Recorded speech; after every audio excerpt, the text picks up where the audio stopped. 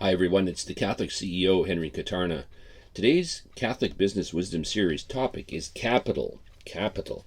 Going to talk with you today about 6 phases or gateposts that every business goes through with respect to capital. And I'm going to also then mention the sequence, the types of capital, and I'm going to end with a couple of important notes on 2 important topics, one being the pros and cons of equity versus debt, and another comment about valuation. So let's begin with the 6 sort of stages, phases, or gateposts of how capital is required in your business. First of all, and by the way, capital, I'm talking about money, I'm talking about the dollars that are needed for you to operate your business. And the first one would be at the startup phase. If you're starting up a business from scratch, whether it's a service, a business, making a product, doing something for your customer, you're going to need some money to start with. You're going to have to buy products, inputs. You're going to have a place to do the work. You may have to have tools, employees. You may have to have licenses and other things like this. And so when you do a startup, your first stage is usually your own savings. You have to go to your own resources, banks, bank account, savings, equity in your home, equity in other properties, gifts, borrowing money from friends and family, equity in your stock portfolio, something like that. And so stage 1 in the startup, the usual approach is that we look to our own resources, and that's called founder's equity. That's the money we put in as a founder. Now, later on, you can go to angel financing. You can start with friends and family, angels that are people that are willing to help you with your business and who have some money to invest, but are willing to take the highest risk, because the highest risk right after the founder is definitely the angels. Later on, there's venture capital, private equity, banking, and so on. But let's remember, we're talking here, number 1, about the startup. And so the first use of capital and the first source of capital is going to be your own savings, or the equity that you can spring forward and liquidate into cash to put into your business, or that you can borrow or receive as a gift from friends and family. The second area as you begin your business career is working capital. So that would be beyond this startup thing we just talked about. So my second of the 6 phases would be working capital requirements. As your business gets started, you need to buy more inputs. You need to buy more staff. You need to have inventory. You need to sell your product, and you may not receive, funding or your revenues or payment from your customers immediately. If you can do that, it's wonderful. Of course, get your credit card, swipe your credit card, and then you get my service or my product. But often you have to send it out by courier or by shipping on a net 30 basis. That would be people get to pay you in a period of time. Net 30 would be 30 days, net 45 in 45 days. And so you have a collections problem. You have to spend the money ahead of time, hire the workers, purchase the inputs, build the product, store the product, sell it, distribute it, and then wait for the money to come in. So you need working capital. And there's lots of ways that you can get working capital. You can use your own savings. You can so-called bootstrap it, which means you only use the revenue from your business. You might be able to get a bank loan, although it's very doubtful unless you actually have revenue that your bank will provide you with working capital advance or a line of credit. Sometimes there's vendor financing, so you might get your supplier to forego payment or give you net 30 or net 45 terms. And there's very complicated, and I would say, to be avoided, factoring, which is a way to get money for your receivables. If you have money that is owed to you, there are people called factorers that will provide you with some cash, but it's a very aggressive form of financing, and it's a high interest rate thing, so I wouldn't recommend it. So that's the second stage, where you need working capital to grow your business and to keep it going. Now the third stage would be what I call growth stage. This is where you no longer just grow organically. and where you're using your organic growth, your regular sales, the adding of customers, perhaps products or features to products, maybe even new geographic areas. That's all good and fine. But what if you want to make a great big leap forward? If you want to, say, add another country, you're manufacturing in the US and you want to add Europe, you want to sell to Asia, you want to sell to other North America, Canada, or Mexico. And the idea then is you need a whack of capital, as we say. You need a lot of money, and you need it for all the purposes we've just talked about, but you have to go beyond your friends and family and your own resources. And so there, again, you would go to perhaps angel financing, venture capital financing, possibly banks, especially if you're going to market to a new country. Countries like the US and Canada have export development kind of grants and programs. You should check those out, because they can sometimes provide you with the working capital requirement to help yourself with the growth. This requires fairly sophisticated analysis, and so you would need to become quite expert in your spreadsheet scenarios to understand the true cost of expanding to a new market or a new product or a new geographic area, or adding a significant array of features. Let's move now to the fourth stage or gate through which most businesses go, and that is, at a certain point, there's a continuation factor. You decide to just continue the business more or less in its current state. You don't have massive growth plans, you don't have plans to exit, you just want to keep running that business, and you want it to keep providing you with income on a regular basis. And there you might get into what we call a steady state, where you're going to be able to use your working capital that you generate or an existing line of credit, and you can pay it down every month from your receivables, and you continue to operate, and you pay out yourself some dividends, and you keep going. This is a state that many people want to take their business to, where it's just an operation that regularly pumps out income. It's a money-making machine, as we call it, and it's something that is good. There's nothing wrong with this model. And if you look at it, perhaps most small businesses in North America and in Western Europe will be like this. They'll be just generating a certain kind of income, maybe some organic growth, some ups and downs, some cyclical things that happen to the business, but generally reaching a steady state where the leader of the business, the owners, are confident in their ability to run it. They know their customers, they know their product, and life continues on what you might call an organic basis. The fifth model would be something like the expression going public, taking your company to the public stock markets. There's an extra boost of liquidity when you do that. You go to the stock markets, people buy your shares in your company, and they want to get the return on investment. They want to get either dividends or capital appreciation as your company flourishes. The problem with going public is that it's very costly. There are many stock exchanges in North America and in Europe where you have lower costs and ease of approach, simpler processes, simpler approaches to going on the stock market and going public. The trouble with going public is that there's great scrutiny then on you. You are forced then to have quarterly earnings that the marketplace will digest and look at and understand. And so the going public model is a good way to liquidate, and it's called a liquidity event. You might be able to basically recover some of your initial investment and settle into operating your business successfully, subject to the vagaries, as they say, of the stock market.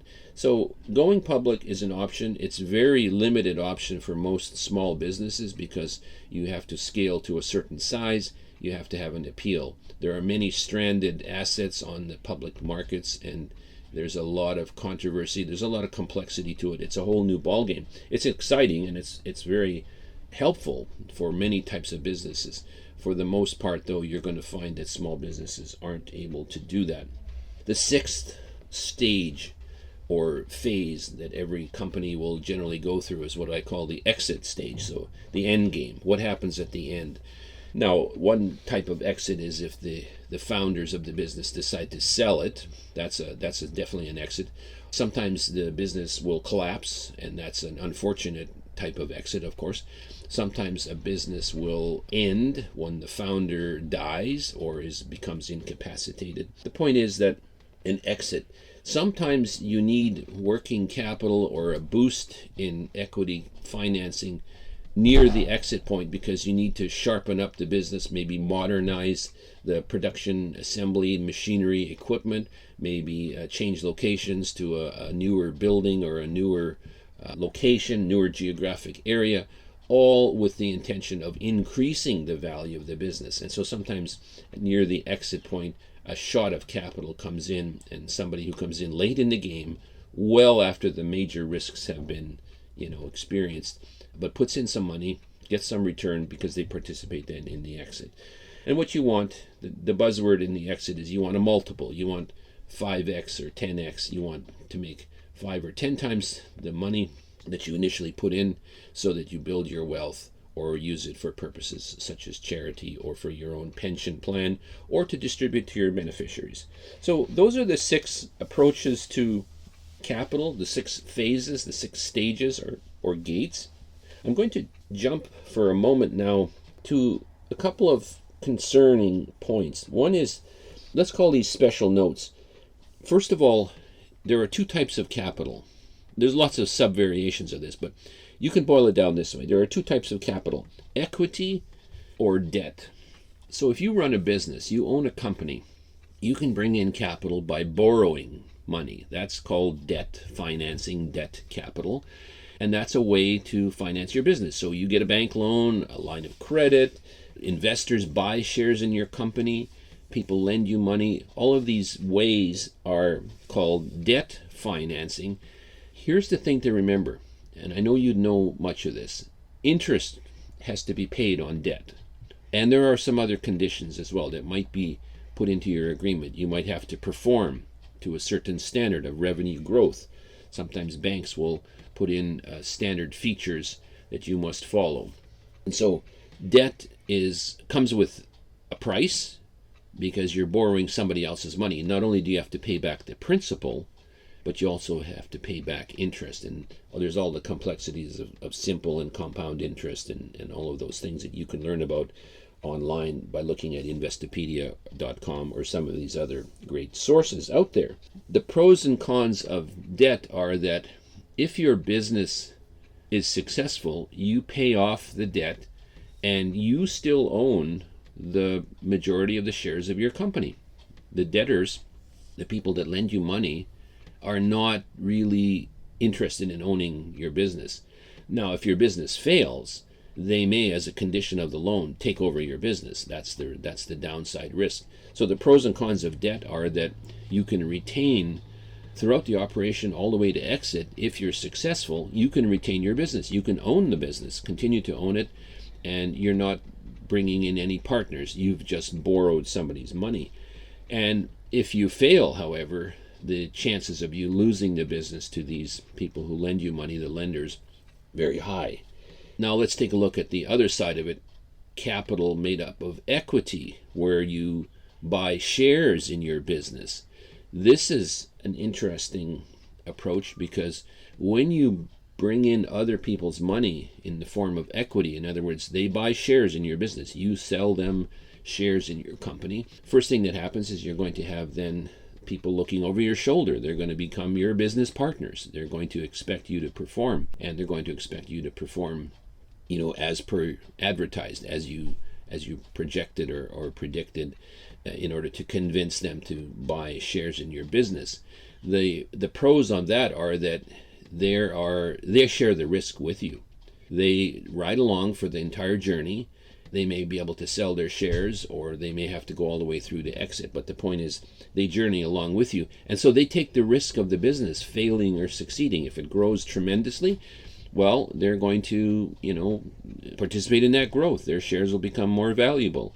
And at the time of exit, or when they sell their shares, they're going to make capital gain, make money. But if the business fails, everybody loses their money. And so they ride along on the upside for the risk, but if the business fails, they lose their money. So in both cases, with debt and equity financing, the risk is that if the business fails, you basically lose the business in both ways. But on the plus side, if you take people's money in terms of equity and you give them shares, share responsibility, you might get a strong board or a strong kind of advisory group, but everybody rides along and you all retain your shares in the business. You don't give up control of the business, except you do if you take in other equity. But I'm sure you know what I mean. The equity partners, the shareholders, maintain their shares. Whereas if you borrow money from people, you retain your shares and you don't have then the worries about the other people coming in. But if the business fails, in both cases, you could lose your business entirely. So it's not just a matter of taste. There are times in business when you cannot borrow money from the banks or from lines of credit or private equity. Put sometimes equity into companies in the form of a loan or a debenture or some other vehicle like that. The risks here are commensurate with the stage of your company, and the risks are measured in terms of your preference as the business owner as to whether you want equity partners who share the risk with you, or you want lenders who are going to put money in but who are going to create a different kind of risk for you. So those are a couple of comments about debt versus equity. I want to quickly switch to one more topic, which is valuation. The valuation calculation has to be done on a regular basis so that you know what your business is worth and whether it's actually growing or shrinking in terms of valuation, especially if you're trying to create a pension plan for yourself, or you want to create a fund for your beneficiaries or to give away to charity or whatever at the end of the life of your business or at the end of your life. And so a topic to consider and to learn more about is valuation. I would suggest that there are at least 5 ways to do valuation. I'm going to list them very quickly here, and we can talk about these further if you like. But the 5 ways to do valuation calculations on your business are, first of all, what they call an earnings multiple. The concept of EBITDA, EBITDA, earnings before interest, taxes, depreciation, and amortization. 3 times that number or 5 times that number is a good proxy for valuating a manufacturing or service business in North America today. And that, a lot more technical detail could be discussed, but that's a standard way to evaluate your business. Secondly, the amount of money put in. If you are, you started up a couple of years ago and today you're at a certain point, all that money that you put in, that is a proxy. That's one way to measure the valuation of your business. A third way is what you call replacement cost. What would it take to replace your business, to bring it to its current state from, let's say, 3 or 4 or 5 years ago when you first started?